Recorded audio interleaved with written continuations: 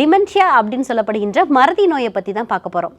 நம்மளோட உடலில் பிரதானமாக தாங்கிட்டு இருக்கிறது கூட நம்ம தலை அப்படின்னு சொல்லுவோம், சிரசு அப்படின்ற தலை சொல்லுவோம். இந்த தலைக்குள்ளே இருக்கக்கூடிய மூளை வந்து கோடான கோடி நரம்பு செல்ஸுகளால் ஆனது, அதாவது நர்வ் செல்ஸ் வந்து நிறையா இருக்கும்.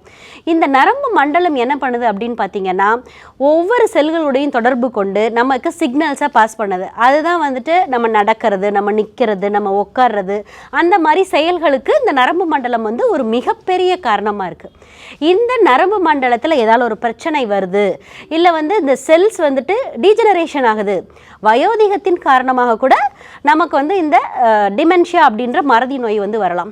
பெரும்பாலும் பார்த்தீங்கன்னா முந்தியெல்லாம் வந்துட்டு 60 இயர்ஸ் 70 இயர்ஸில் இருக்கிறவங்களுக்கு தான் வந்துட்டு எல்டர் பீப்புள்ஸ்க்கு வந்துட்டு இந்த அல்சீமர்ஸ் டிசீஸு, டிமென்ஷியா மாதிரி நோய்கள்லாம் வந்து வரும். அல்சீமர்ஸ் டிசீஸ் அப்படின்றது இதில் ஒரு வகையான மறதி நோய் தான். அதாவது மறதி நோய் அப்படின்றது வந்து நம்மளோட அன்றாட விஷயங்களை பாதிக்கக்கூடியது. நார்மலாக வந்து நம்ம ஒரு வீட்டில் வந்து ஒரு பைக் சாவியை மறந்துடுறோம், இல்லாட்டி போனால் நம்ம ஃபோனை மறந்துட்டு போயிடுறோம் அப்படின்றது வந்து ஜென்ரலான விஷயம்.